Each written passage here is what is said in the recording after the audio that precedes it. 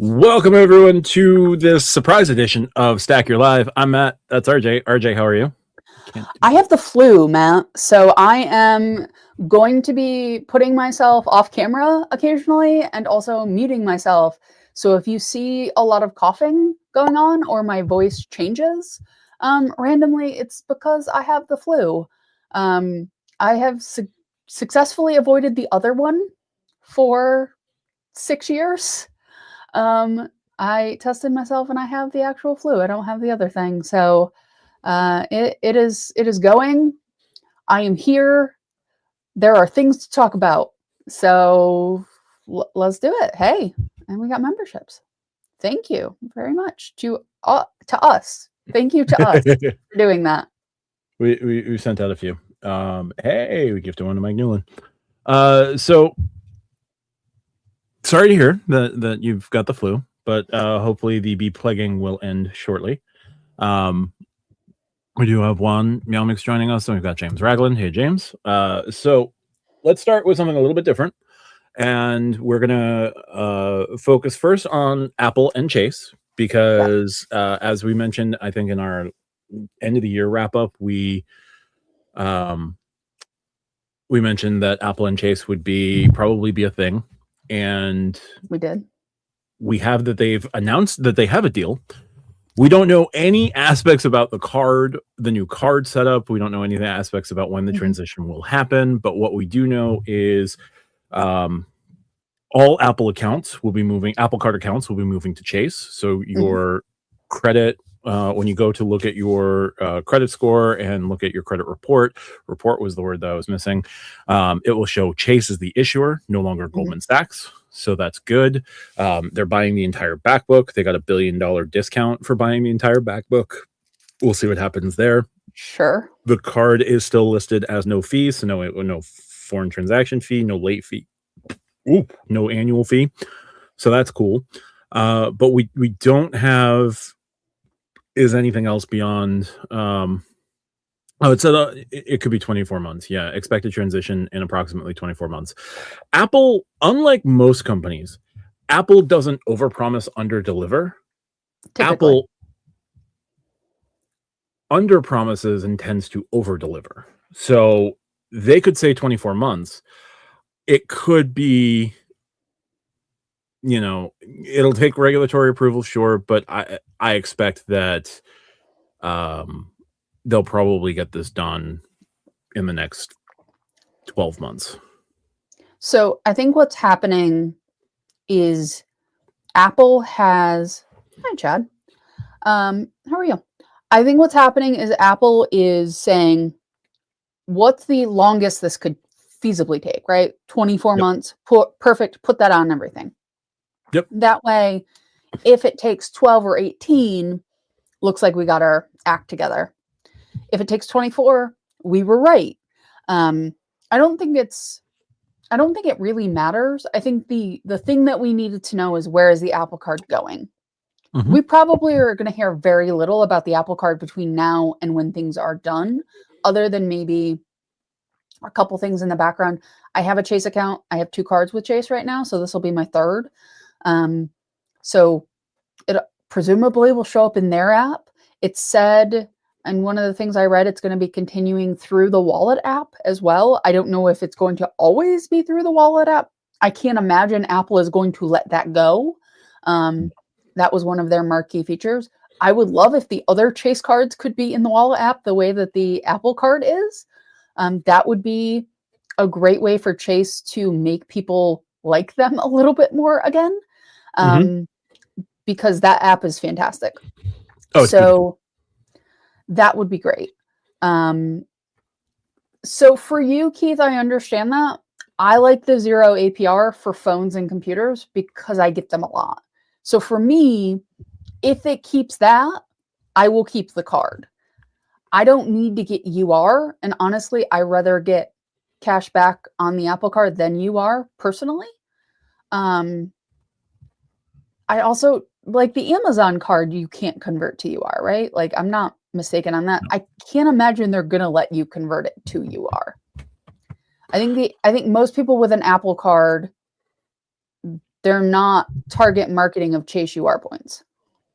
No, probably not. I think 99% of Apple Card holders don't know what Chase cards there are beyond maybe the Freedom Unlimited, and like a very small percentage know about the Sapphires and the Inks. I would push back there because I know a lot of people in tech with the Apple Card. Because of the 0 APR on Apple products. I know a lot of people who could just go into an Apple store and buy it. Well, not entirely buy it out, but outfit themselves with the current year model of everything and just pay cash for it, who just put things on the card because they can get the 0 APR. They can get their kid a new iPad or whatever. So I know a lot of people who do that because of relatives in tech. So I would push back that people don't know other credit cards. I think this is a very niche credit card. It's either your everything card or it's a very niche card in your wallet. I think those are the two broad categories. Yeah. For me, it's a niche card because I want the 0%. I want the ability to get the 0%, unless I've opened up a business card and put both a phone and a MacBook on it in the same year. Right. And dipsy doodled my way to a welcome offer on that one. Right. And Keith, that makes sense for you because you have a dozen cards, you have business cards, you have other places you want to spend your money. People with the Apple Card, at least a subsection of them, they're using it every time they buy an Apple product. Their rate of buying Apple products is just higher. So for you, I totally understand.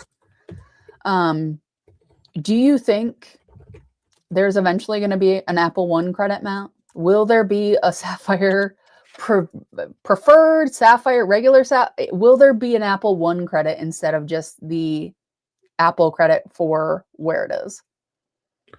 I could definitely see it getting an Apple One credit now. Like part of the reason why I think everything took a year is this is going to be more than just Chase and Apple issuing a credit card together. I think this is other integrations for Apple stuff with Chase, because you can already buy Apple stuff through Chase's shopping portal. You have like an Apple store within Chase's website, where you can redeem your points for like 1.5 if you have the Sapphire Reserve, or 1.25 with the I think it's 1.25 with the Sapphire Preferred. It had to have been 1.25 with the Sapphire Preferred because that's what Spencer used when he did his MacBook redemption. I have to imagine that it's been a year because they are negotiating far more than just the card. It is the card, it is Apple's relationship with Chase, it is Chase possibly getting more credits out of Apple for things like Apple One, where I could see like the Sapphire Reserve could get, an Apple One Premier credit, right? And that's the top end 2 gigabyte share with 5 people. And then I could see if maybe the Sapphire Preferred, or again, I still think that there is the possibility of a card between the Preferred and the Reserve, and that card in the between could get the Apple One family credit, get an Apple One family credit. Not as good as Apple One Premier, but still pretty dang good. And then the Sapphire Preferred could get an Apple One personal credit if you so chose. Yeah, I could see that. So I think there's ways to get that done. Chad, going from MasterCard to Visa would be interesting. I know my IHG is a MasterCard. I think some of the Avios cards are MasterCards, if I remember correctly. I feel like I'm in Matt's territory right now. Aeroplan is MasterCard. Instacart is MasterCard. DoorDash is MasterCard. And then the Freedom Flex is a MasterCard. I don't think they're going to move it off of MasterCard because Apple has its own relationship with MasterCard, and that relationship is untarnished and through at least 2029. So like if this takes 2 years, that's up until 2028. But I have to imagine that they'll keep that in MasterCard.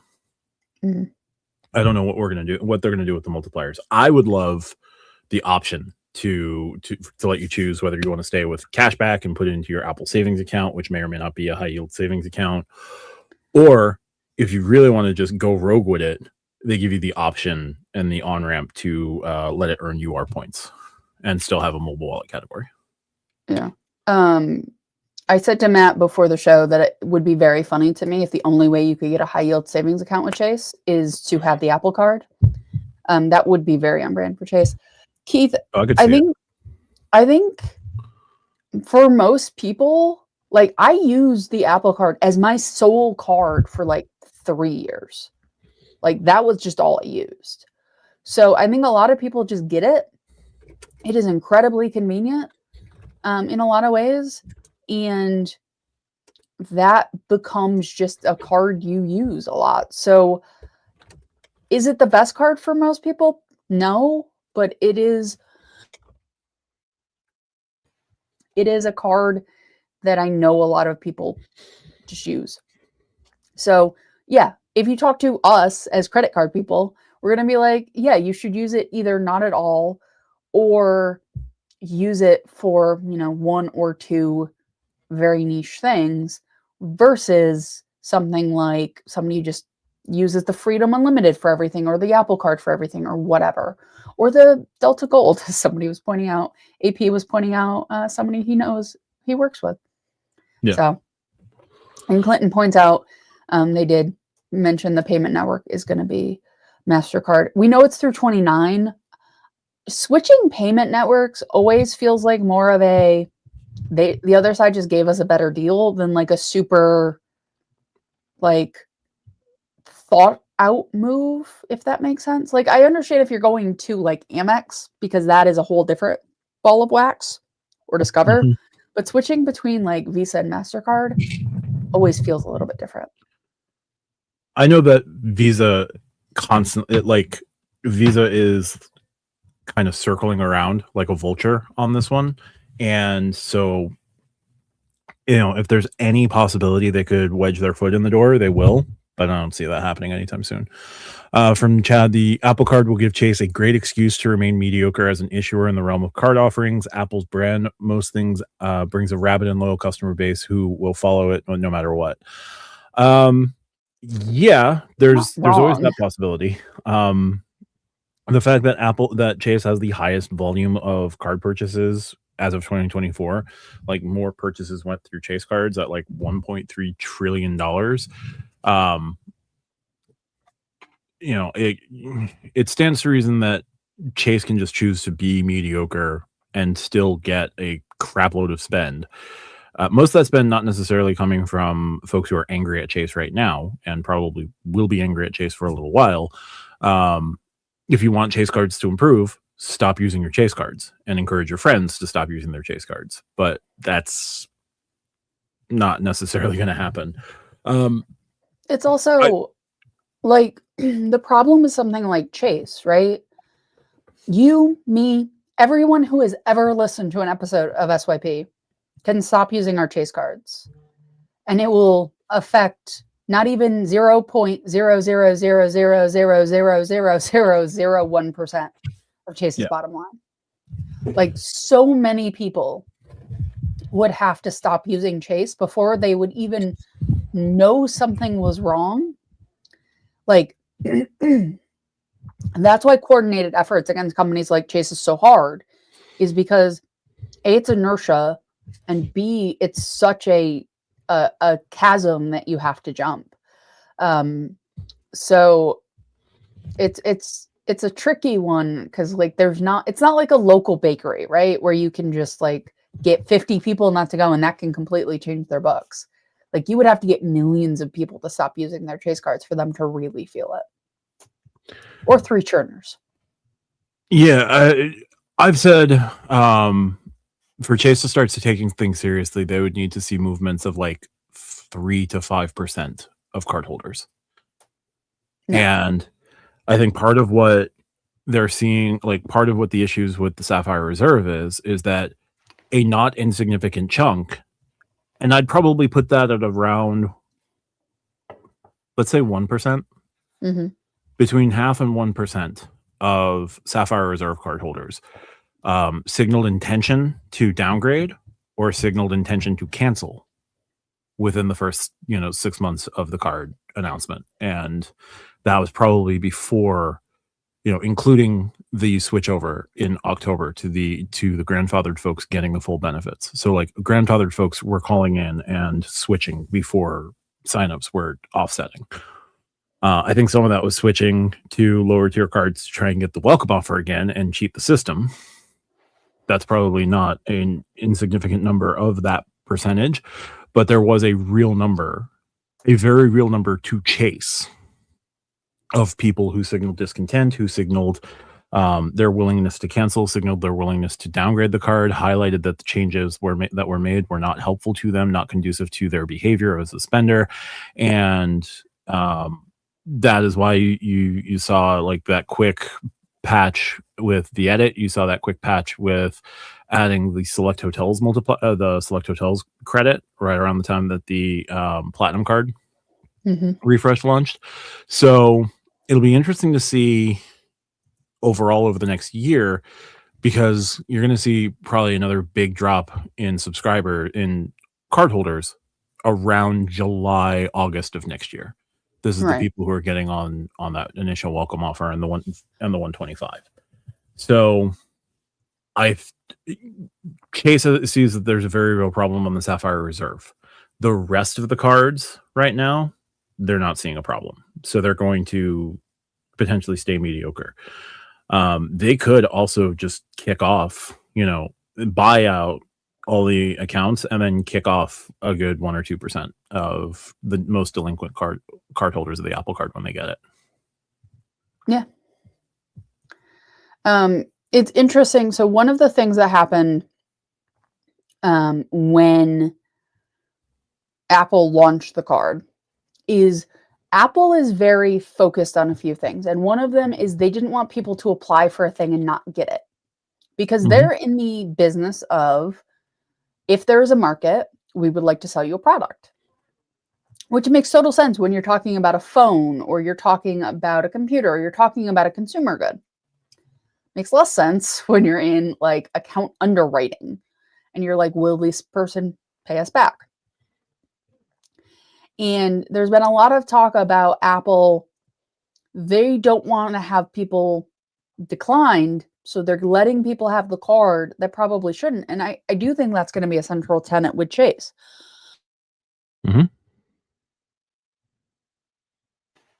Excuse me. And the problem there is, like, we don't know what right now. We don't even know if the negotiations are final on some of these items.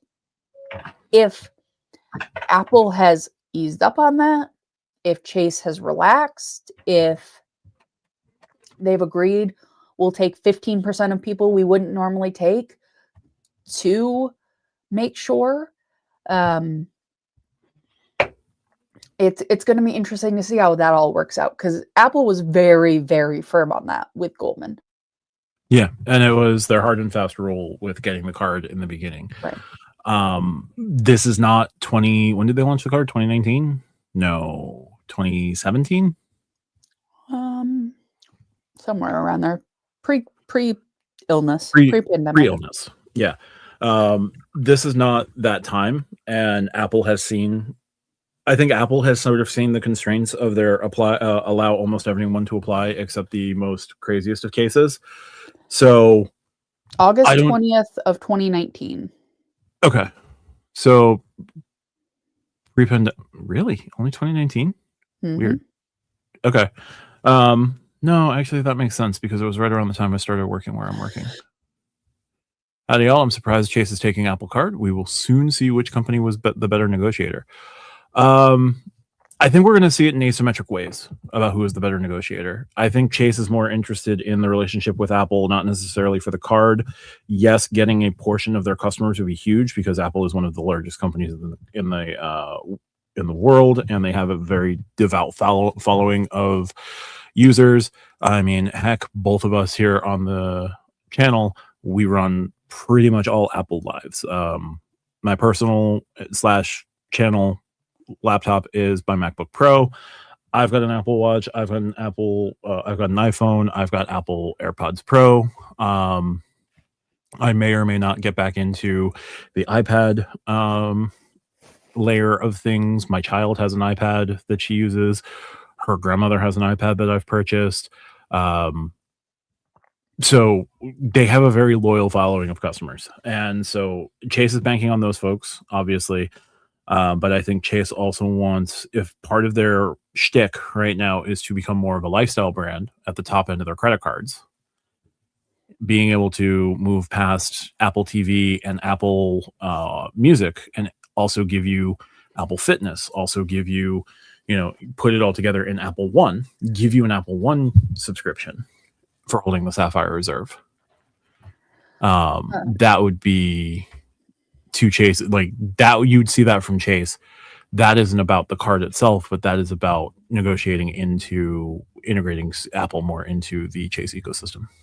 It'd be interesting is just a general Apple credit of $200, like just whatever you want to do, because that gets people just to buy something every year, right? Like a lot of people update their phone every year, or maybe they update their phone every other year or every third year, but they have kids, they have a spouse, they have whoever, so they're updating every year, even if it's not the same person every year. Laptops, different things like that. I could see like a $200 Apple credit. It's not really going to buy you anything fully, but it would get you to go and spend money. And then once you're in the ecosystem, you're in the ecosystem. How much is Apple Care One top tier? Because it's split into 2 tiers. I don't know, because I have individual Apple Care and everything. Right. We promise we'll get to the other company in just a second. We will.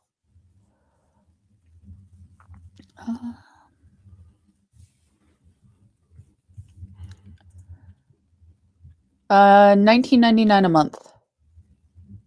$240 a year. They could also just give you an Apple One, that higher tier Apple Care One. They could subscription.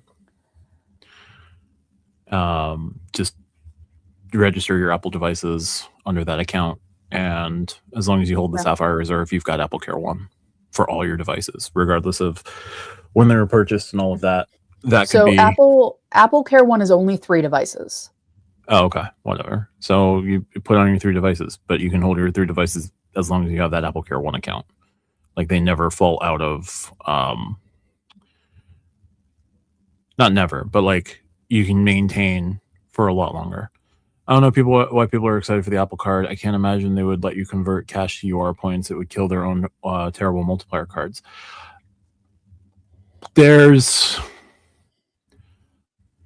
I can certainly understand that. I'm thinking of things in terms of like how it's beneficial for Chase, what Chase can get out of it, other than just saying they have the Apple Card, because they have the Amazon card. That okay, cool. But like, here's the thing. Here's the thing that I think Chase is thinking. We have private client. We have the credit card enthusiast market. Like Chase knows that, right? Yep. How do we get somebody who's 19 or 20 to want to take out one of our credit cards? Yep. How do we do that? Yep. Well, if we have the Apple Card, which means Apple's going to promote us, at least passively, at WWDC and their keynotes, some 20-year-old can just go to their iPhone and apply for this card right in the wallet app. Like that is a huge ease of getting into a system that they're not going to go to chase.com necessarily, but they're definitely going to take a look at things like the Apple Card. And that's a way to get them into the system.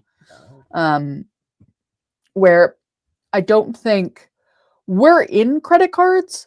So we're looking at this completely differently than the average person who is trying to get into credit cards or doesn't really care about credit cards, but knows they need one. Yep. Adding Apple One with crazy storage is genius, because having people with their data stuck in iCloud is a great way to keep your people holding on to their CSR. Yeah. That's also very true.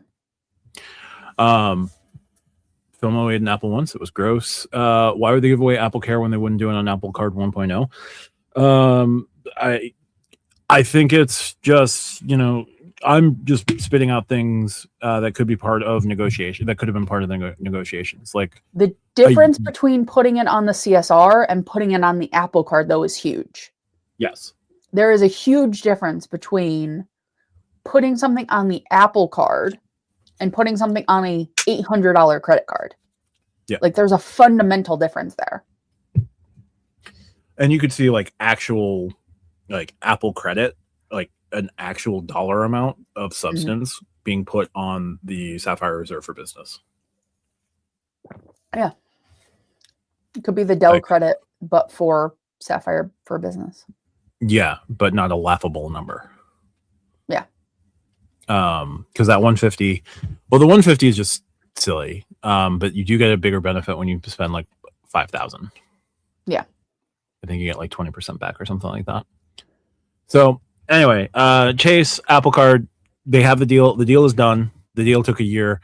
I think there's going to be far more than just the card here. I think they negotiate a lot of things with Apple in the ecosystem and Apple helping the Sapphire cards a bit more. So I wouldn't be surprised if in the next 6 months you start seeing more Apple things put on the Sapphire Reserve and the Sapphire Reserve for Business.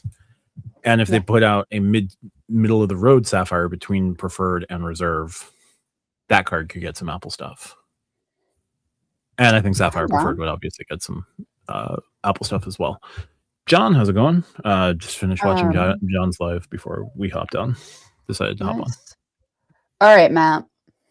I have, hold on, one key thing before we go.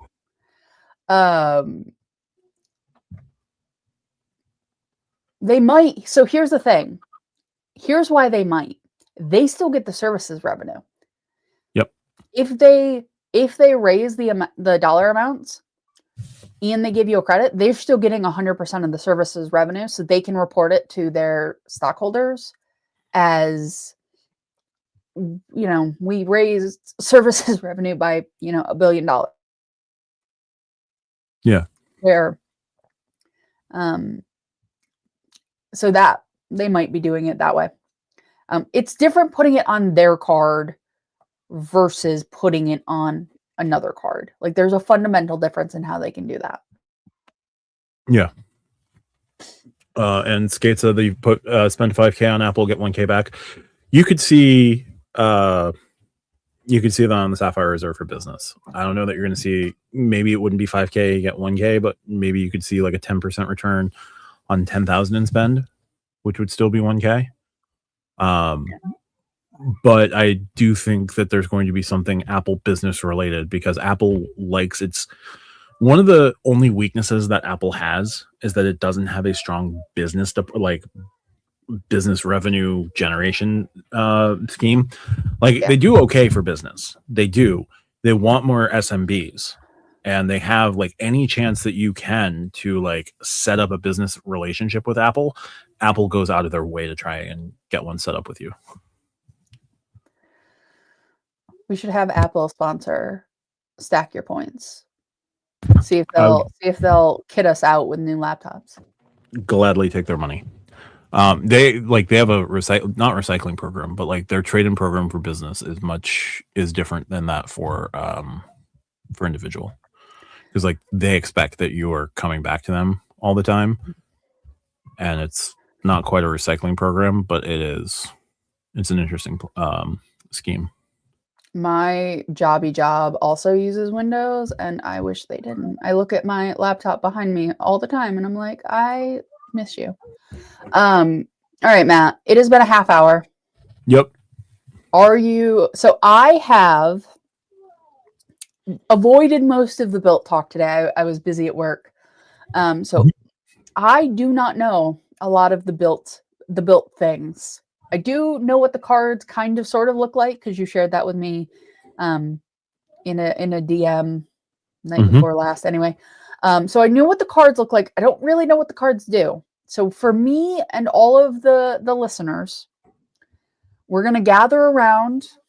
Matt's going to put on a robe and a pipe, and he's going to tell us about these new here BILT cards, all 42 of them. There's not 42. There's currently 9. So 9 is a lot of cards.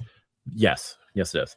So in the last little bit, some intrepid users have decided to go spelunking in BILT source code on their website once you log in, and they went searching around.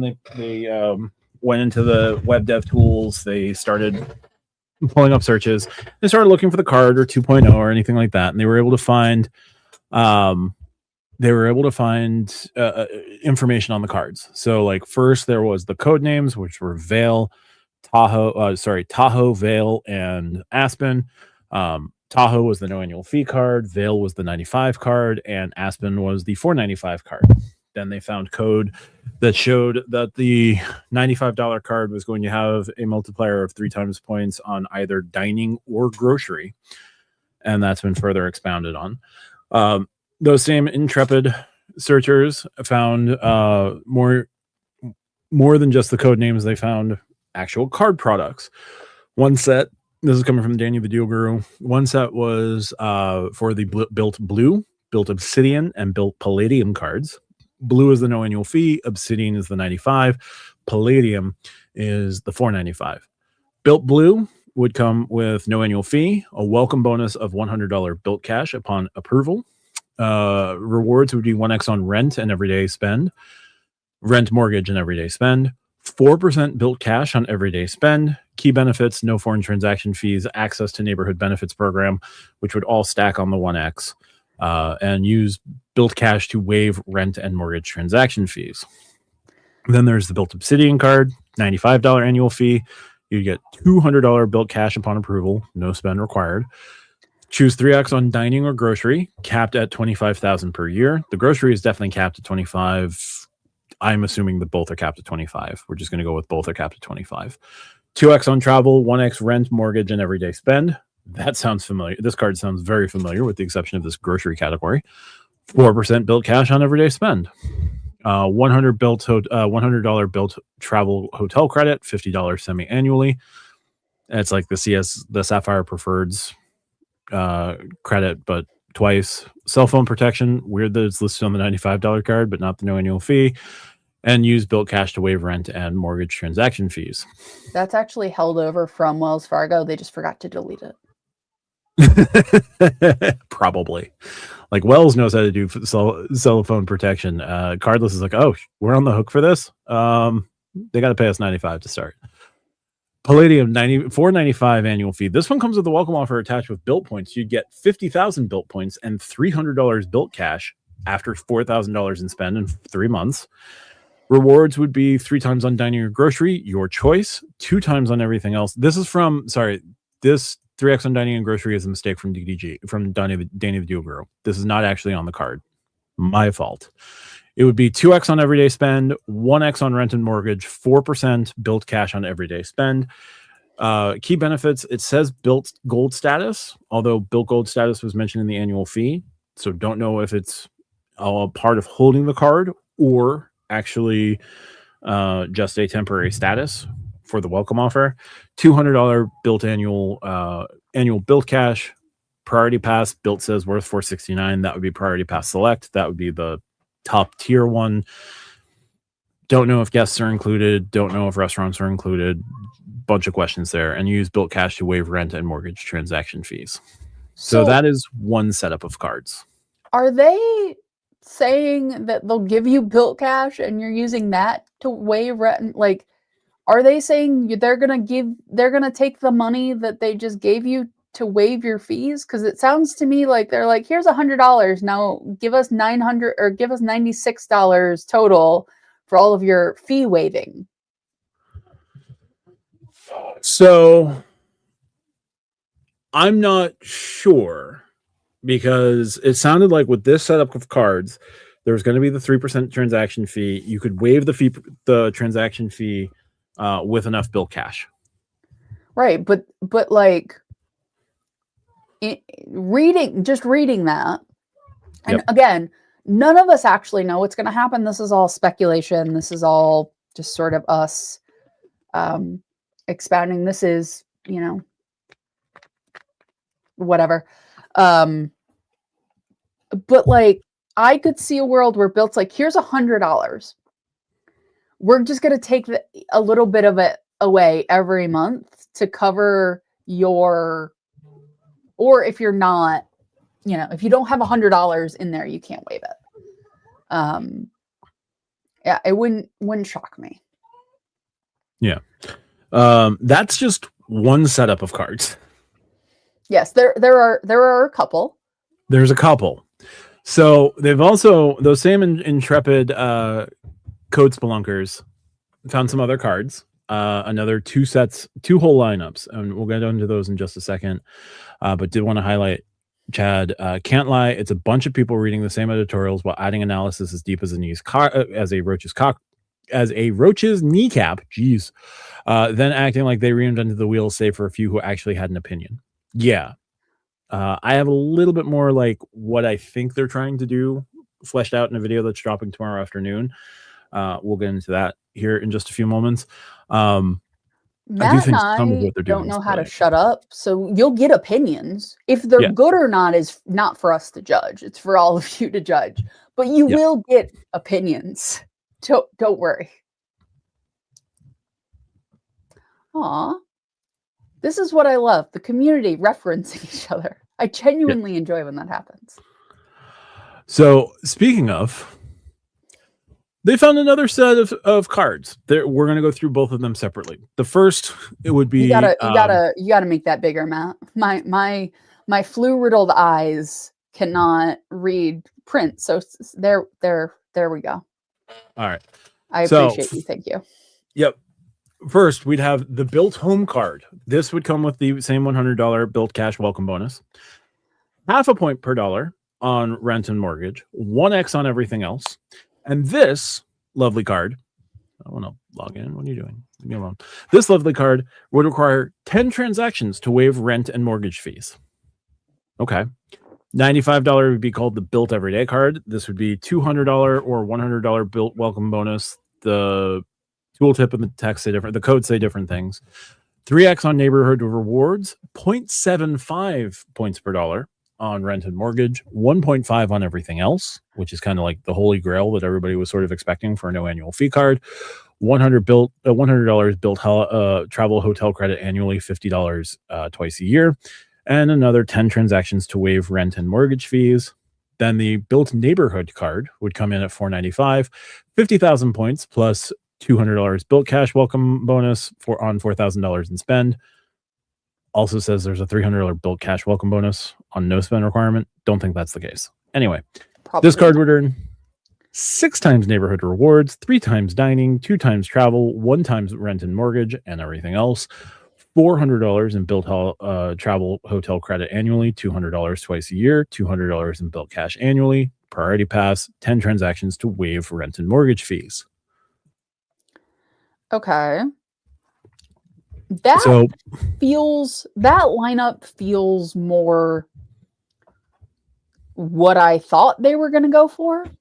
Like them bifurcating rent makes a lot of sense in a devious, slightly Dr. Evil way. Like, is it a good idea? No. Is it slightly cartoonishly evil? Yes. So that's kind of why I thought they were going to do it. Well, here's the thing. If the poor banana trick got built in hot water with Wells Fargo and basically ended the relationship with Wells Fargo, why is Cardless going to sign on for 10? Because there may be, like, they have to be $20 transactions. And then you're at least passing $200 through the card. Possibly. I mean, here's the thing. We're going to find out in like a week and a half. Not even. But yeah. Huh? Not even. Yeah. 14th. Oh, yeah, it's a week. So a week from today. Yep. Matt and I will probably go live that night. We'll do so many Wednesdays. Yep. And then our last setup is the BILT Gold card, which I saw a different card when I did my video on this that dropped this morning. This would have the same $100, like the $100, the 0.5 rent and mortgage is fine. This card is the 1.5 everything else card, but you do have to spend at least $1,000 in a statement to waive rent and mortgage fees. This would be sort of like the Mesa card. Yeah, and we saw how well that went. Well, here's the difference. No crazy ass home related and childcare, daycare related expenses. This is just 1.5 across the board. I know. Yeah. Let me make my joke now. Okay, I'm sorry. This one could be sustainable. Like, if there's any no annual version of the no annual fee that people would want, it would be this one. Yeah. Then there's the BILT titanium card, which is not what I saw. No, titanium was the 95 that I saw. $200 or $100 BILT cash welcome bonus, 5 times on neighborhood rewards, 1x on everything else, $100 hotel credit twice a year, and you'd have to spend $2,000 in the statement to waive rent and mortgage fees. Who on earth would do that? Unless you live literally inside of the neighborhood of BILT. Who is going to do that? I don't know, but this was a version of the card that I sort of speculated on when I did my first speculations on it. No, not first speculations. When I did a speculation on it not too long ago, where I was like, hey, I think they're going to ditch traditional rewards, like traditional categories, and it's going to be a very low base and just their neighborhood stuff. I hate that card. I like the American Express business green more than I like that titanium card. It's fair. Doesn't even give you the 1.5 everything. That's hilarious. So then there'd finally be the BILT neighborhood card. This is also called the BILT Platinum. Yeah, this was called the BILT Platinum in another version of this that I saw. 50,000 points, $200 BILT cash welcome bonus, 4,000 spend, 4 times points on neighborhood rewards, 5 times points on travel. Does not specify if it's BILT travel, which would make more sense, or general travel, which if it's general travel, BILT's general travel wasn't as generous as Chase's, but like still got the basics, including cruises. This would be ridiculously powerful on travel. 2x on dining, 1.25 rent and mortgage, and then the usual things. And to waive your rent and mortgage fees, $2,500 in spend per statement period.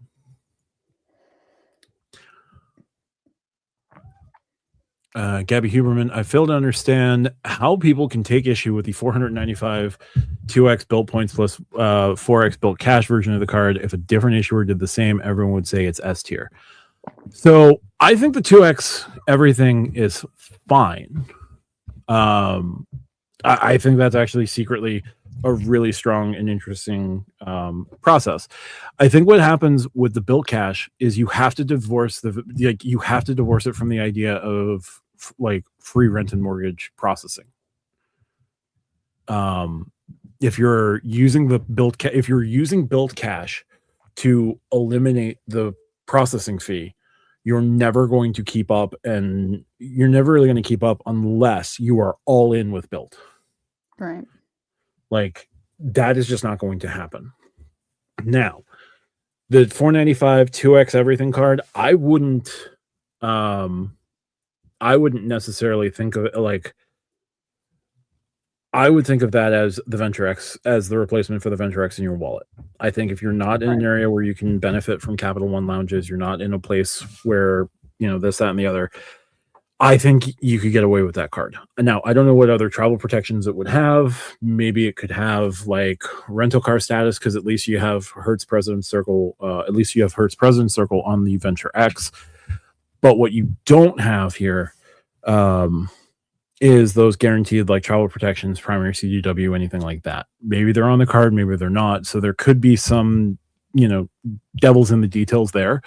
But a flat 2x card that goes to Hyatt or Alaska or JAL would be huge.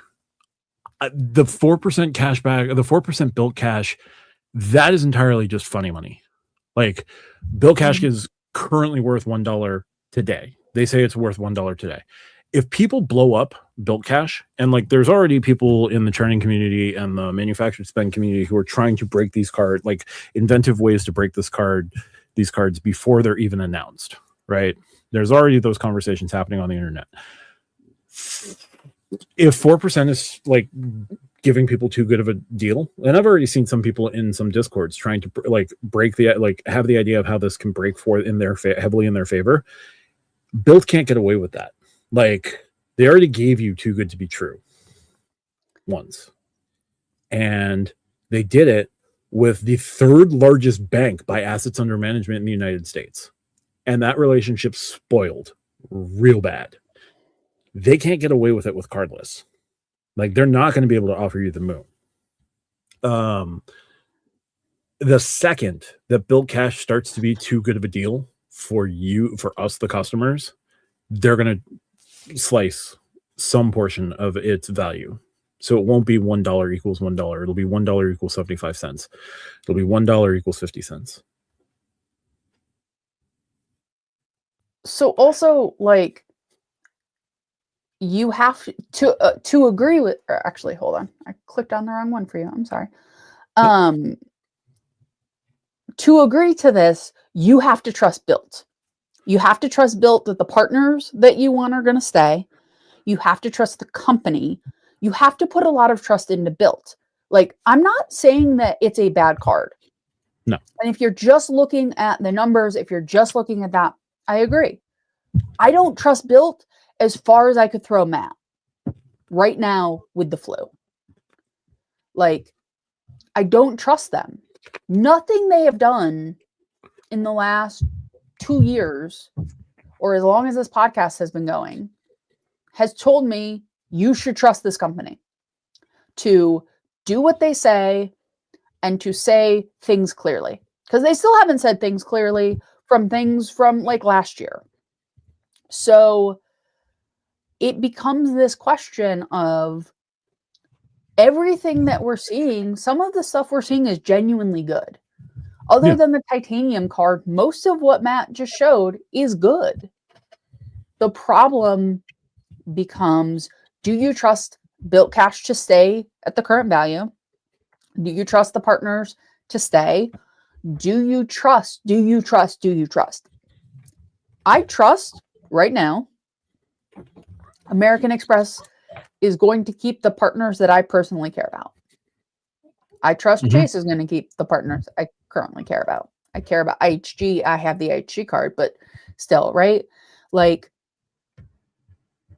I understand people who are happy to move around, who are happy to just like go to an ecosystem, devour the land as if you were the grasshoppers from A Bug's Life and leave. That's fine. That is not how I ecosystem. And that is not how a lot of people will jump on to different things.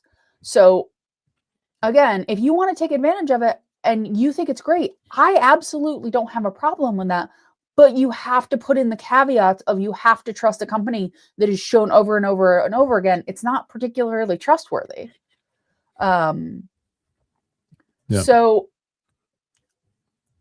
I get what you're saying here, that like when it breaks, just be prepared to switch. I don't want to go into something that I know is going to break and I'm going to have to switch. I just don't want that. That is not like credit cards for me are a tool to like get perks and things. They are not like a gamble I'm going to take. I am not the person that goes in the casino with my rent money. And if I walk out with more, great. If I walk out with nothing, guess I'm not paying rent. Like, that's not who I am. And I'm not saying that there's something fundamentally wrong with like taking the jump. Yeah. But that's just not who I am. So I have to put those caveats in for somebody who, like, that's my position and that's what I'm saying. You can disagree. That's fine. Yeah. Like, but that's different. Like, booking a 400 AA flight with, like, okay, like, that's fine for you. And I absolutely think if you want to do that, you should. I wouldn't book a $400 AA flight with one MR point. I don't want to get on an AA flight. So for me, like, A, I'm not going to be sitting where I want to sit on the plane if I'm booking a $400 AA flight to begin with. So there's that. And B, I want stability. Like the exciting thing to me about credit cards is I get on the front of the plane, I get a good room, I get to be on vacation. I don't need the excitement of churning and the excitement of like, I can get this room for 7 points and a ham sandwich. Not why I'm here. Yo, I want to get a room for 7 points and a ham sandwich though. Matt, you got to use the good mustard though. You can't use the bad mustard if you're going to get a room for 7 points and a ham sandwich. And I really wish I used that analogy on the show because that would be a great title. Yep. Real quick, wanted to highlight this and shout out to Tyler Grace's channel, because when he did his Little League video last night about it, I don't mean to belittle like Little League video. It was 5 minutes long. I went on for like 17 minutes. He caught that there is the expiration clause, and we're in the BILT cash terms and conditions. There is an expiration clause on it. So any BILT cash that you earn during the calendar year will expire at the end of that year, except that $100 that will be permitted to roll over to the following year. BILT cash can be used on a first in, first out basis, so that any BILT cash that has rolled over to the following year will be redeemed first. So it does have an expiration. Just be prepared for that. And yes, I know that folks will take BILT cash, like will prioritize the BILT cash for travel, can prioritize the BILT cash for travel at hotels, can prioritize the BILT cash for deliveries, can prioritize it for paying off restaurants. That is fair. And Kevin, yes, BILT is making it more confusing, but BILT is also trying to make it more sustainable because they need this to work. Yeah. But yeah, no, I think they're hoping to lock people in by having them get a bunch of BILT cash, and then they can drop it to 0.75 or 0.5 or whatever. And then people aren't going to want to leave because they've got a bunch of BILT cash to spend. So we'll see. Redemption maximum limits: BILT cash, you can redeem 1,000 BILT cash per day, 5,000 per week, 10,000 per month, and you can't use it to buy gift cards, prepaid cards, or financial services, taxes, fees, tips, or surcharges, ATF or other prohibited goods or services. Fraud and abuse reserves the right to audit. BILT reserves the right to audit, adjust, suspend, or revoke BILT cash or your participation in the program, and or to pursue prosecution if it determines at its sole discretion that you engaged in fraudulent activity, abuse, or misuse of the program. Please, God, let this happen to some people. I mean, people are going to like pay taxes and things and get their cards nerfed and then complain. Yeah. Also miscellaneous, the first thing, BILT may discontinue, modify, or replace the BILT card program, BILT cash program at any time. Agreement constitutes the entire agreement between you and BILT regarding your use of the program, and any previous agreements that may exist between you and BILT is hereby superseded. BILT may assign its rights and obligations under its, well, that's just legalese. Severability. Yeah. Okay. Anyway, arbitration. Yeah. So we're good there. So it does have an expiration of a year. They are looking to break into some breakage. So even with that 4%, right? If you earn that 4%, and 4% again, it's $1,000 equals 40 BILT dollars. $1,000 in spend equals 40 BILT dollars. Right. BILT is not going to create a way for, unless you're going to do significant manufactured spend with this card.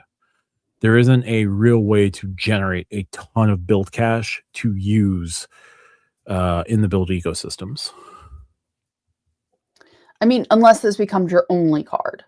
If you're running everything through this card, which is what I think ultimately they're trying to get. Like we talked a lot about them being a complementary ecosystem to Chase or Amex. I think they're trying to make it where if you want in, you have to put us first. With the Palladium card, yes. For the folks who are watching this live now, I'll just preempt some of my video that's dropping tomorrow afternoon. By theory right now, BILT points that you can accrue however you accrue them with and without the card. If you don't have a card, BILT will probably announce at some point in the next 6 to 12 months that unless you have a BILT card, there will be an expiration. They'll update their terms, and there will be an expiration of your points after, let's say, 24 months of non-use. If you want to keep your points, holding a BILT card will keep your points active. I think that is the only reason why they're producing a no annual fee card. I could say to give you the option to hold your points, especially a no annual fee card that is only 1%, that is only 1x everything. Like, that is a very weak card. But the only reason to get that card and go out of your way to get that card is that they will have your points expire after a certain point, like of not accruing points, or like if you leave your points stagnant for 24 months, they're just going to retire your points. Right now, they don't have an expiration. Rent going towards the sub would be interesting. I could see them saying no. I don't necessarily see them doing that.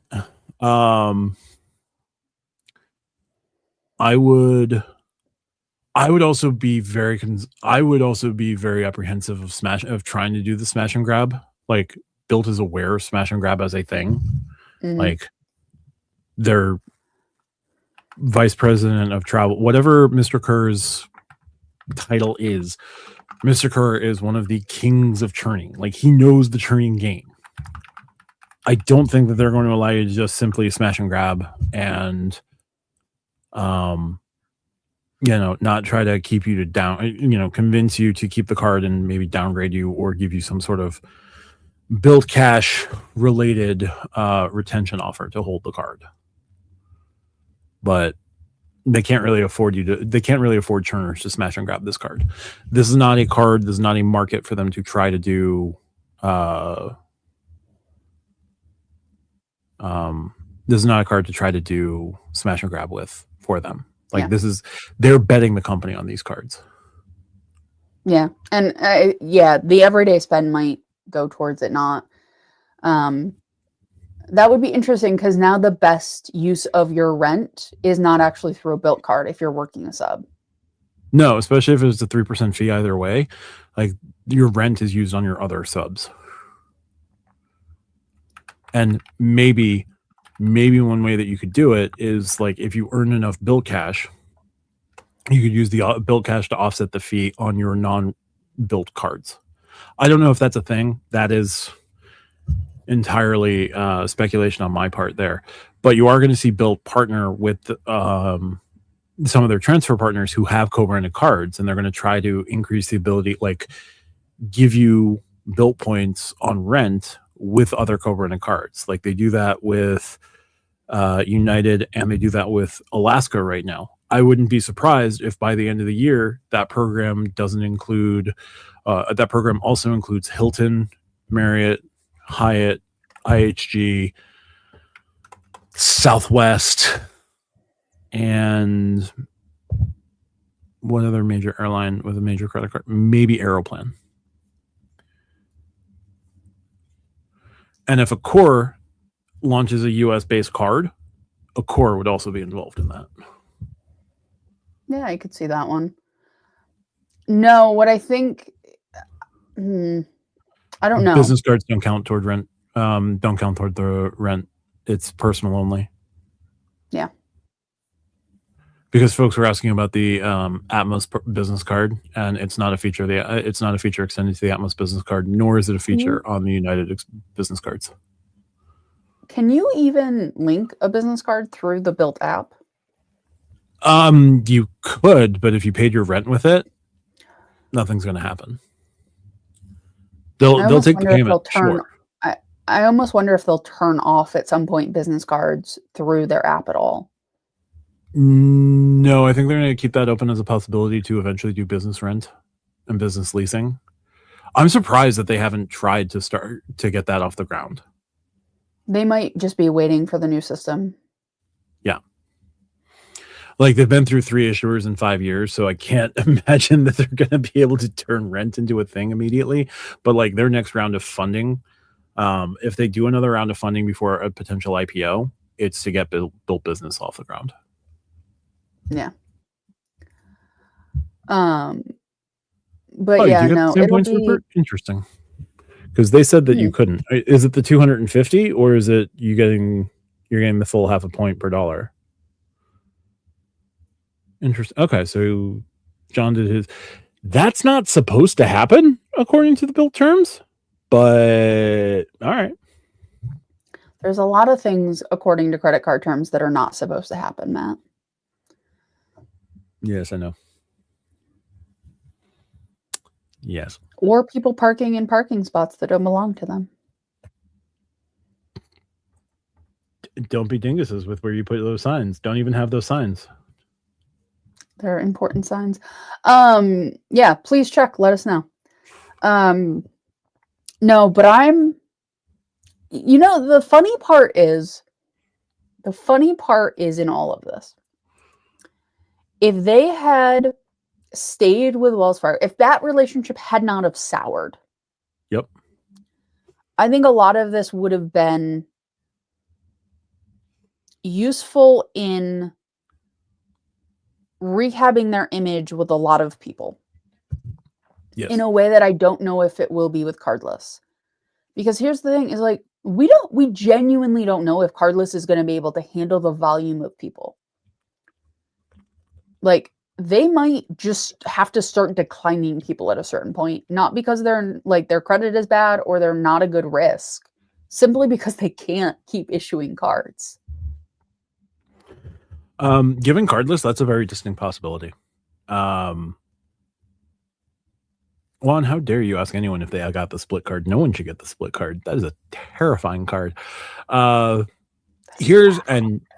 Yes, the average right now is 1.1 2/3 years per bank issuer. That's not good.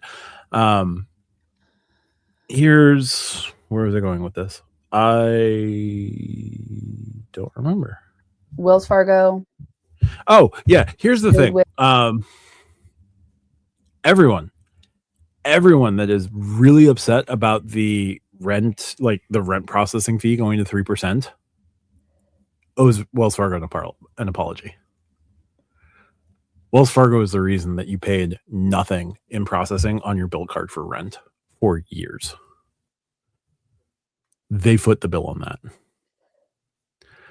And for everyone who's like, Wells Fargo is a terrible bank, Wells Fargo is the worst thing since what's the opposite of sliced bread? Not whole bread, obviously. Celiac disease? Sure. Wells Fargo is the worst thing since celiac.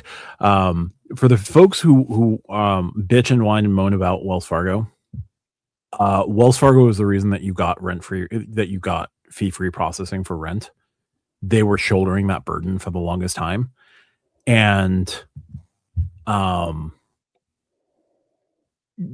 yeah, you owe them an apology. And that is not me trying to be a Wells fanboy. That is just like, that's the business. Like, that's why they were losing $10 million a month. I do wonder if some people will either jump in and then quickly jump out, or if they're just not going to bother, depending on which set of cards come out. So what I would say, I'm thinking blue, obsidian, palladium is the most likely outcome. Mm-hmm. Right? If that is the outcome that comes to be, you're going to see a 100%. Wait, what? Can 100% confirm full points on housing with a business card? Okay, interesting. Where was I going again? Oh, yeah. Blue, obsidian, palladium. If those are the cards that release, right? Mm-hmm. I think there's going to be folks who are going to sign up, smash and grab the palladium card for sure. I don't know what percentage are going to smash and grab the palladium card. I think there's a smaller number of people who grab the palladium card because they're going to replace the Venture X with the palladium card. And I think that is a legit play. If that is the play you want to make, that is more than fair, right? The smash and grabbers, hey, I don't know what cardless is going to do. I don't know what BILT is going to do. You are playing with whatever you feel comfortable playing with there. The card that's the most interesting of the three is the obsidian card. because that is the card that is most like the current BILT card, right? That is the most direct card to apply for. Oh, I get 3x on dining, I get 3x on travel, I get 1x on everything else, I get 1x on rent. You're now going to pay the rent processing fee, and that's going to be like whatever pain in the ass it's going to be for you. Go with God on that one. Go with your favorite deity on that one. And that's fine. But it's the most one-to-one comparison, but now it has grocery. If you are someone who's deep in the Chase ecosystem and you bitch about Chase not having a grocery category, this is the perfect card for you. When is Craig going to file a lawsuit for discrimination for the cap on grocery? When he files that same lawsuit against American Express. I mean, at least he has a lawsuit to file. He doesn't have one to file against Chase. Yeah, exactly. Important now. Would you rather give up your Wells Fargo card or never park in a Hilton Diamond Spot again? I will never park in a Hilton Diamond Spot again because I expect those to get renamed Diamond Reserve. Fair. Loophole. Regina George, huh? The Palladium is not a terrible one for the U.S. Altitude Reserve. So Palladium for what it is, I think it's like if it ends up being Palladium, right, and it's the 2x everything, I think that is the perfect card for BILT to launch. I think Palladium and Obsidian are the perfect cards for them to launch because Obsidian gives them these these Hyatt homers and gets like them convinced to stay with that card, and that card is going to be like the greatest thing ever, like greater than Messi. I'm just going to use, or Ronaldo, whichever soccer player you think is the best of all the soccer players. Wayne Gretzky. Yeah, sure. We'll go with Wayne. Wayner. Okay. Look, I don't know very much hockey. I know who Wayne Gretzky is, so we're going with it. That's fair. Kevin, I'm very select product changes with Wells Fargo. No. You will have to ask. Typically, no. But if you have a really old card, like the cash wise, they may be amenable to you changing to like I called and changed one of my cards over the phone years ago, but this was back in 2016. So I begged, borrowed, and stealed, and they would not downgrade a card to the same card, but the $0 annual fee one. Oh yeah, with choice. Yeah. Yeah. I think Palladium and Obsidian is the best play for them. Blue Obsidian Palladium is the best play for them because it gives them the play with the Hyatt fanboys. It gives them a play to directly compete with the Capital One Venture X. And if Palladium comes with priority pass guest access, and you can have one or two guests attached to the card, and no fee for authorized users. Cardless and authorized users aren't really a thing yet. It feels like those would be the best business cases for them to do, because taking on the Venture X at a point where the Venture X is fresh off of losing its free guest access, right? You can convince people to sign up for that. I mean, here's the thing though. I don't think that the losing guest pass access matters so much.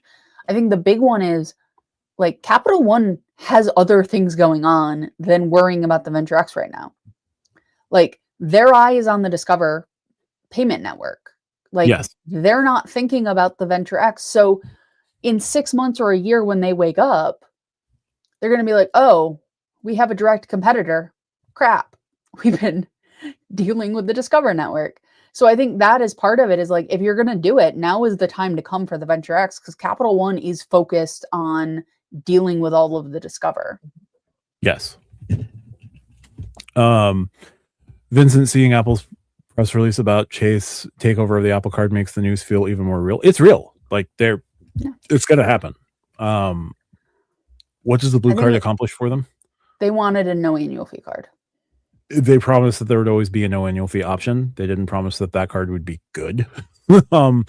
I also think that they're going to change terms on the BILT program as a whole, and for non-BILT card holders, you can still hold your points, but if your points haven't been used or you haven't added to your points in the last 18 to 24 months, they'll set them to expire unless you get a BILT card, unless you get a blue card. Yeah. I think that's what it accomplishes. I think it accomplishes them getting a card holder.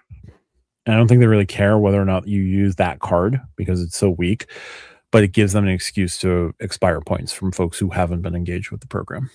Isn't it also more challenging, like legally, if you have a no annual fee card, if you product change someone to a card with an annual fee? I You feel do like have to give there's them a an off-ramp. yeah, I feel like there's a regulatory thing there where if everyone just goes to the $0 card, there might be some legal things that are just easier. Yeah. Super Rod mentions that Mbappe is better than Messi or Ronaldo. That's entirely fair. I just went with the two most famous names in soccer, more than like greatest all around. Kevin's mom has a Wells Fargo Rewards Visa signature card. That is the card that comes with the 1.5 cent per point redemption in the travel portal.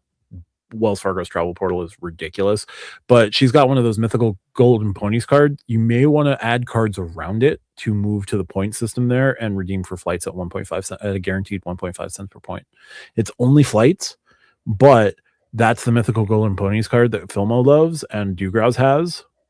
You may not want to product change off of that card. You may want to just apply for another card.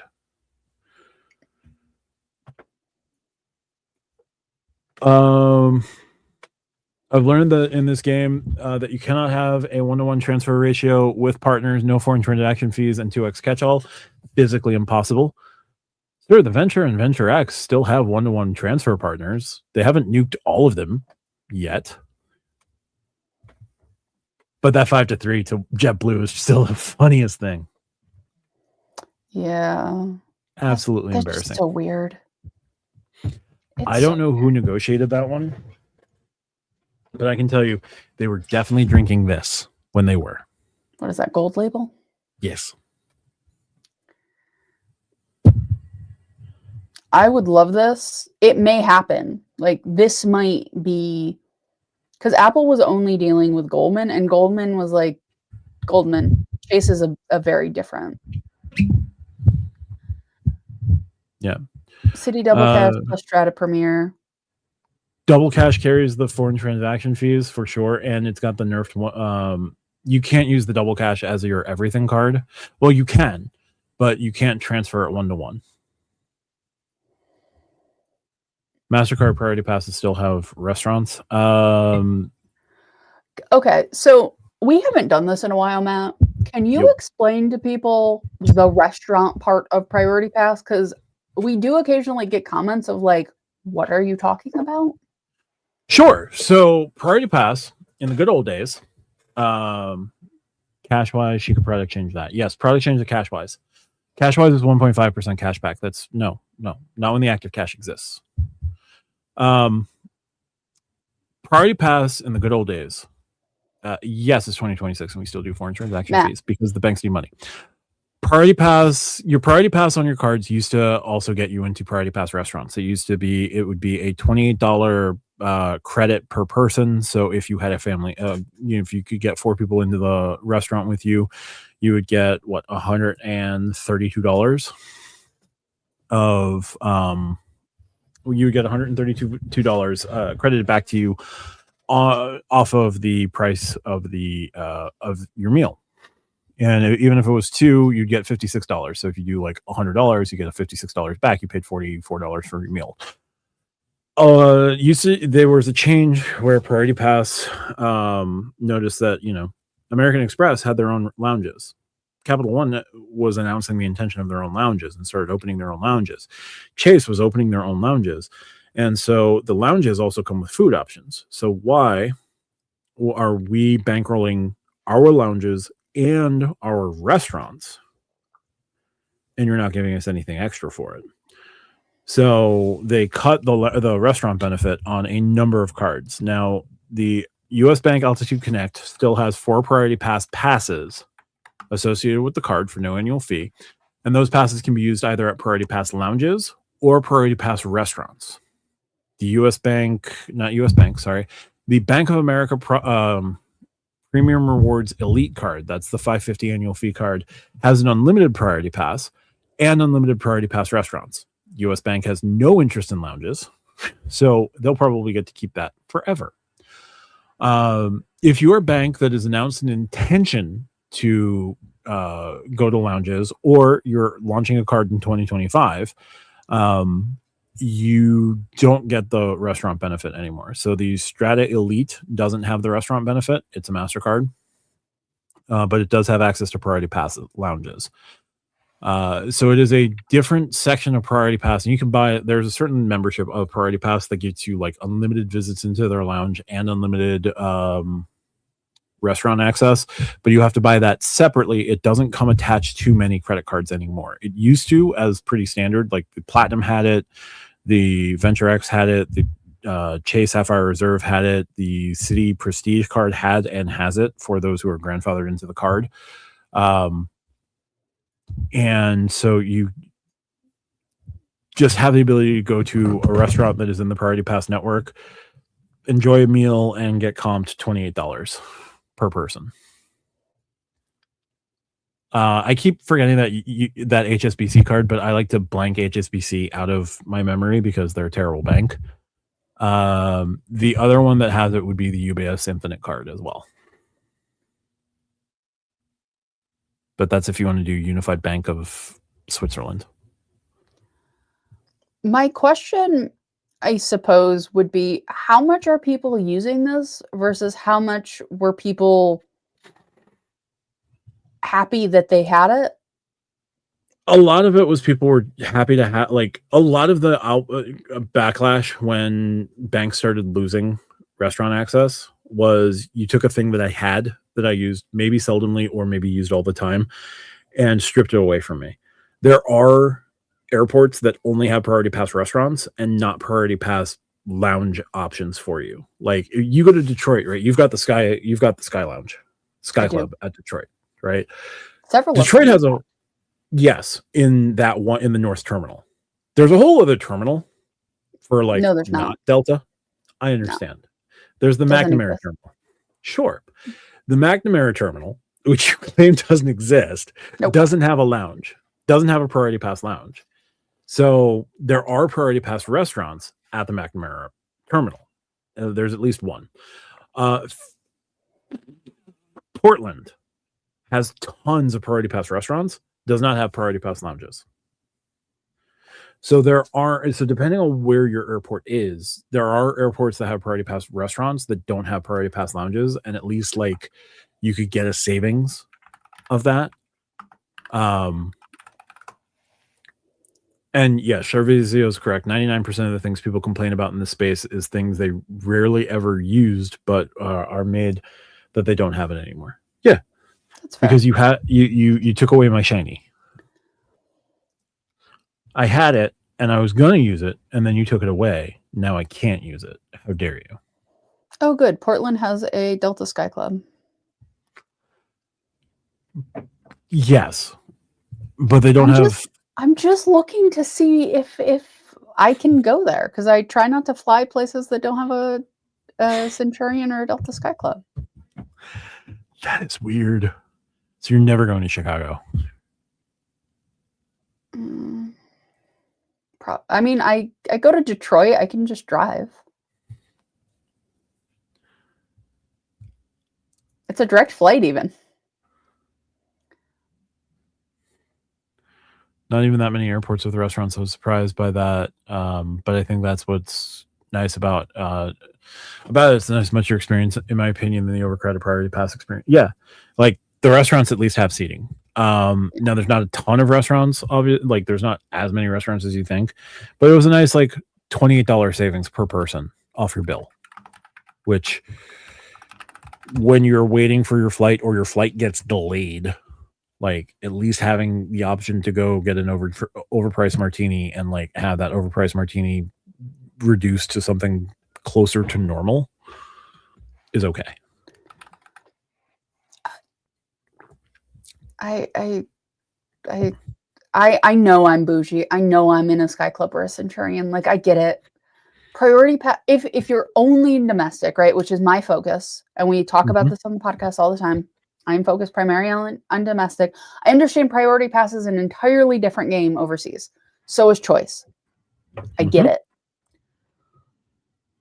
But I have never gone to an airport and been like, oh, a priority pass lounge. Like, I am so focused in my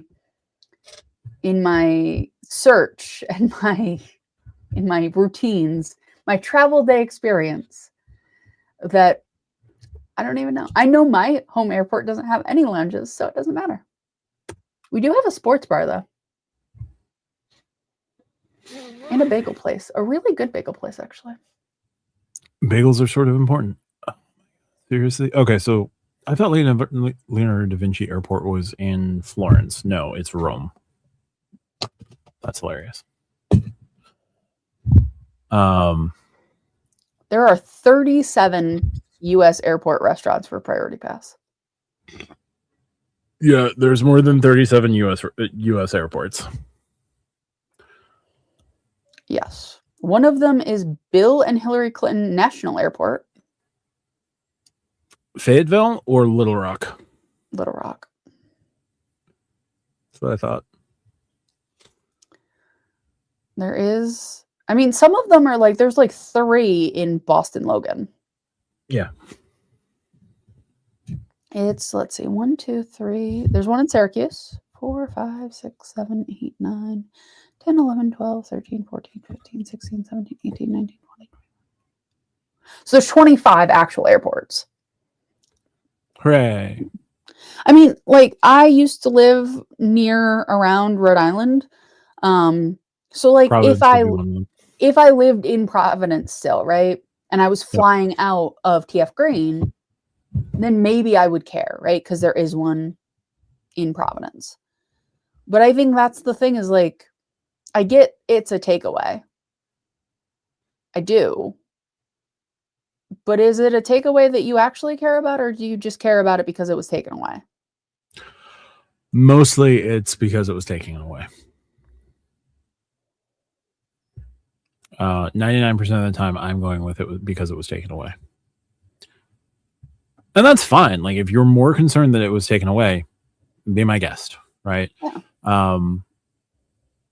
But yeah, I'm not super bent out of shape about it. No priority pass in Indianapolis, so having the restaurant option would be something I care about. Yeah, that's fair. There are no lounges at Indianapolis, and as long as Indianapolis has a restaurant, you're good. It has the fan zone. I don't know what the fan zone is, but I'm going to go with it's a sports bar where you can watch the Islanders pummel the Devils 9-0. It literally says beer cheese on the side, so I'm going to go with beer cheese. Right. 9-0. That's not a hockey score. That is not a hockey score. That is a baseball or football score right there. You are correct. 9-0 is a really hard score to get in football. I mean, it's 3 field goals, but like, that is, you're working for it at that point. I want to see, this would break Brendan Perna's mind. I want to see a game that is 9-0 where all 9 points are 1-point safeties. I was thinking 3 regular safeties and then a field goal. Yeah, that's fine. But I want to see a game that is 9 1-point safeties. I want the Broncos involved in this game. I want this game on Thursday night because it's Amazon night. And I want the Jets to score 9 1-point safeties. I mean, being the Packers would be fun because then it's a double broadcast. Oh, between Perna and Grassi? Mm-hmm. Okay. Or Tree. It could be against Pittsburgh because that is some Mike Tomlin football right there. Damn it, Matt, you're going to make me go to a Blue Jackets game before I go back to work in March. First of all, there's nothing wrong with going to a Blue Jackets game. I adored the Blue Jackets when they were in the Western Conference. It pains me that they're in the same division as the Islanders because, like, some hockey fans will develop second teams. And like for a little while, the Blue Jackets were my second team. I love Zach Werenski. They had Nate Horton for a little while. Like they're a cool team. Nationwide Arena is fantastic. I love Nationwide Arena. It is one of my favorite places that I've seen a hockey game. Granted, I've only seen hockey games at Nassau Coliseum, UBS Arena, Nationwide Arena, the Enterprise Center, and did I see any other professional games? No, where University of Nebraska Omaha plays their games. That's CenturyLink Arena. James, I cannot recommend Nationwide Arena enough. You've got the arena district, so you've got plenty of restaurants right around that area. And you know this better than I. You've got the brewery district not too far away in walking distance.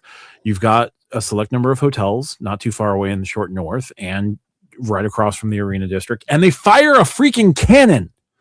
That is pretty cool. I am down for cannon firing. I did go to I don't think we've talked about this since not really since I went. I did go to I went to a Bruins game, which was awesome. Do they have any special like silliness that they do at TD Garden? Get a lot of goals scored on them by the Senators, because that's what I saw. Yeah. They had a Dunkin' Donuts, or they had the ability to get Dunkin' Donuts. So I, of course, got Dunkin' Donuts. It's Boston. It's Boston. I had to go park the car. So here's the one thing that I did not calculate, and this was on me. This was totally on me. I did not think about all of the roads that would be shut down after the game. So here's the thing. I am used to going to Fenway for baseball. And yes, a lot of things are shut down, but I am used to getting out of Fenway and walking back to where our hotel is. Mm-hmm. So in my brain, like that's my model when I'm at a game in Boston. Mm-hmm. So we Ubered. So I put the little pin where I wanted them, and it said, yeah, this works. Like you're fine. We're going to pick you up here. Well, that street was shut down. And the street to get there was shut down. And the guy's like, I'm at the Marriott. And I'm like, cool, it's -9 degrees out. So we huddled up. I was with my parents. We huddled up. He got to where we could get to him. But my God, I have never been so cold. I was colder. Like, it was so cold. But we had a very, very good time. My mom wants to go to a Celtics game because it's the same place. It will be warmer. But yeah, we had fun. We were higher up, but we got to see the entire rink. Like we weren't low enough where we're only looking at one like place. So it was great. There were they did the Pee Wee hockey, like the Pee Wee hockey kids come out and they play between for like the first or second or the second and third. Yep. That was adorable. Like you have like a little 3-year-old skating backwards. It's just like, it's cute. It's adorable. Yeah, UBS has that from time to time, depending on what particular day is going on there. I am physically closer to Boston than I am New York City. Like I'm closer because people forget how tall New York is. Like they don't think about the tallness of New York. Like I probably could get to Matt in about the time I could get to Boston. Okay, Springfield. Springfield, definitely. Boston. Well, I don't know what type of driver you are, so maybe. The speed limit is a helpful suggestion. In Massachusetts, yes, that is in fact a fact. Yes, that was fantastic. So UBS at the last Islanders, was it the Islanders Rangers game or the Islanders Maple Leafs game? They had a 104-year-old veteran come out and play the national anthem on either, I believe it was like an alto sax or a clarinet. That's awesome.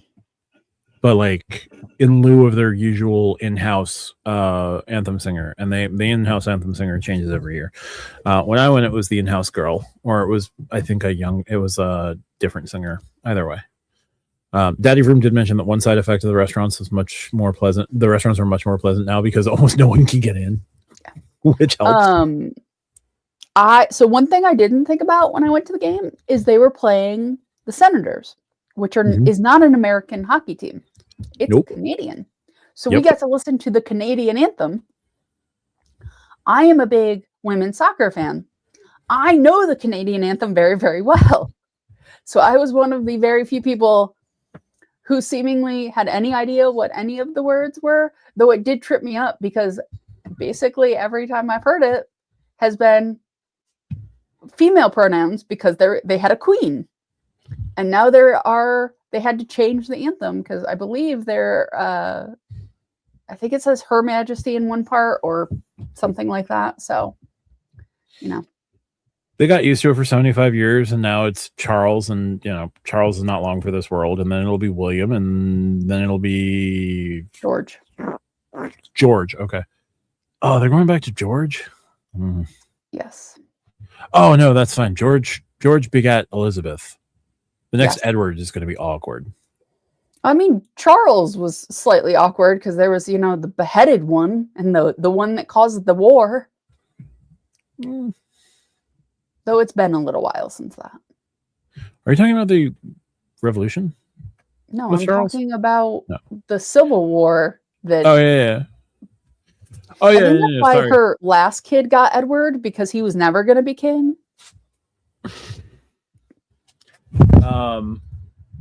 Sorry. Yes, Charles I, English Civil War, which was like the third English Civil War. Yeah. Charles II, when they did the Restoration. James after?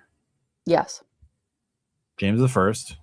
And then there was the Dutch. There was William of Orange in there somewhere. William and Mary replaced James II. James I, James II, William and Mary, Anne, George II, George III, George IV, William, Victoria, Edward. Fifth Edward, sixth Elizabeth. It would be Edward the seventh, George the sixth, Elizabeth, Charles the third.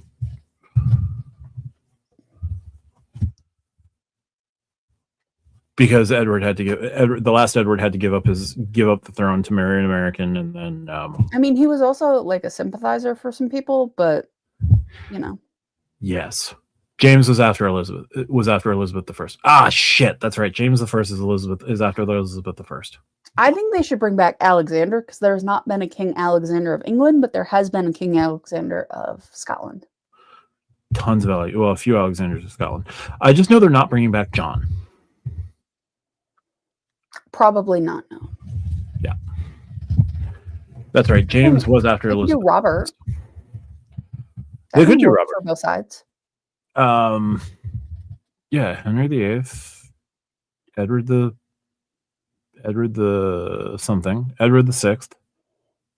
Yes, Edward the Sixth, Mary the First, Lady Jane Grey, Elizabeth I, James the First. Wasn't Jane before Mary? Because for 9 days.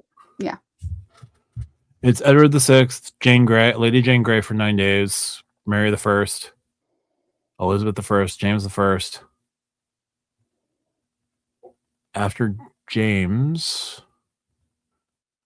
I think after James is Charles I, then James the Second. No, Charles I, Charles II, James the Second, William and Mary.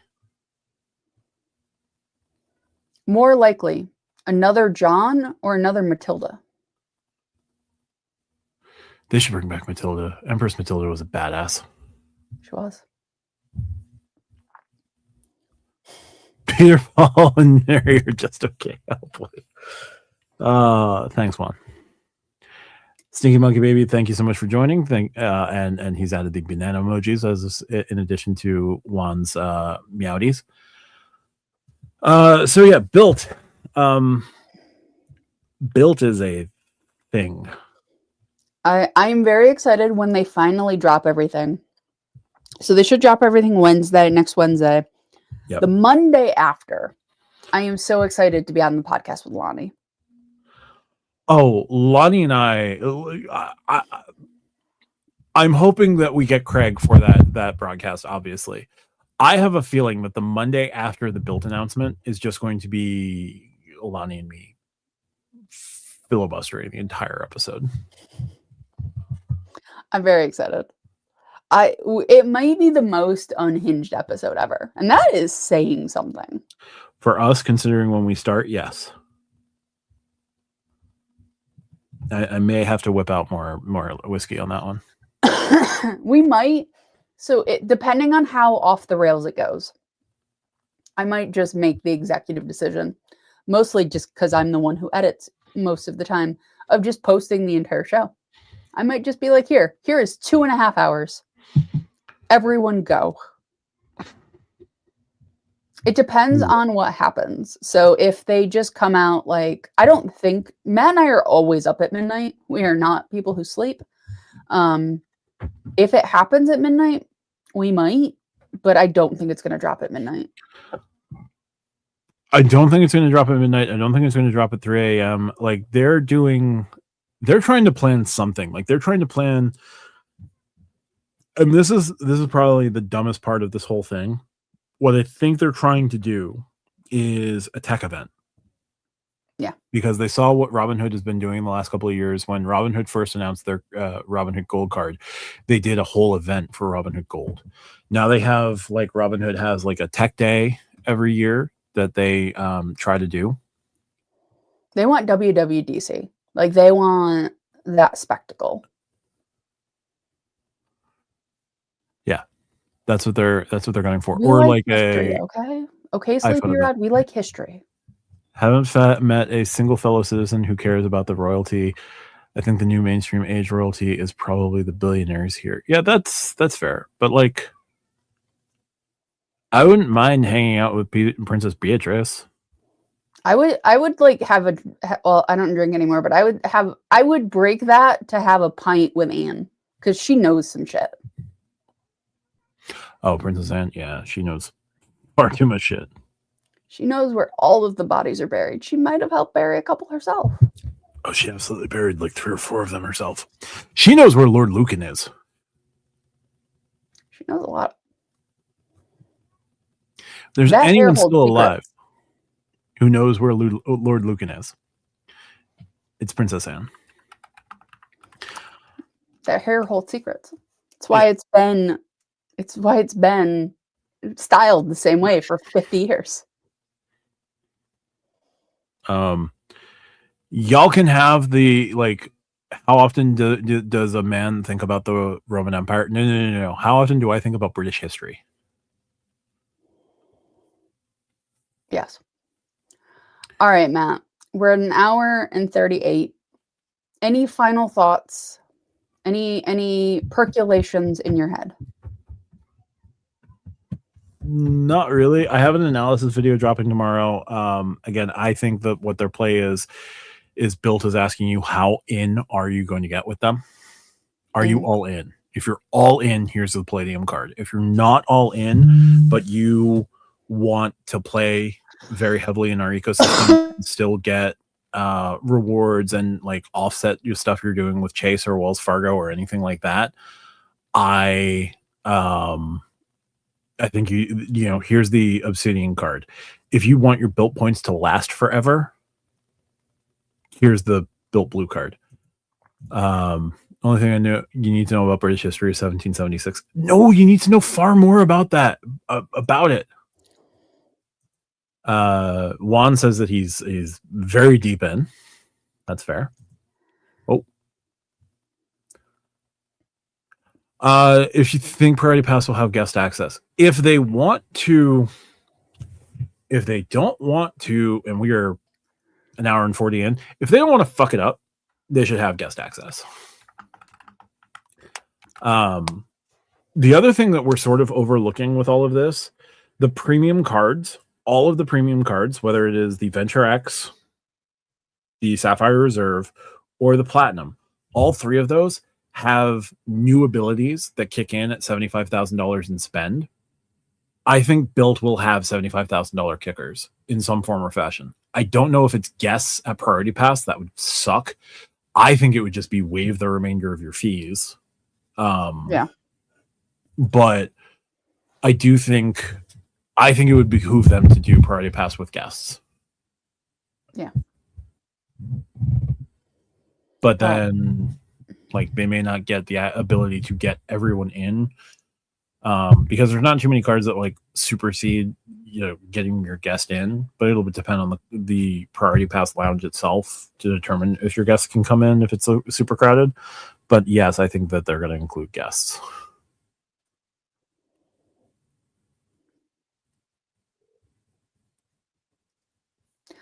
All right, Matt. I think we're done for tonight. We may or may not be back tomorrow. We'll see what happens. Unless you don't want me to try to name every English monarch since Edward the Confessor. We'll do that tomorrow. We'll do that as a party trick tomorrow. I'm dying of the flu, Matt. Let me know. That is fair. All right, y'all. Well, thank you for joining us on this meandering hour and 40-minute live here. But BILT, what the Whiskey Tango Foxtrot is going on with y'all? Chase and the Apple Card. Chase is getting the Apple Card. Details remain to be seen. What is happening there? Apple has given you a 24-month timeline. I think they're going to get it done in less than 24. I think they're going to get it done in 12, honestly. And I think we're going to see more trinkets added to the Sapphire cards in reward for this deal coming in. Yeah. If anything else drops tomorrow, we'll see. I'm still impatiently waiting new details from Rove, because supposedly a new Rove email is coming out with new features. So we'll see what happens there. But yeah, there we go. All right, guys. We'll see you in the future. Night. Yep. Night.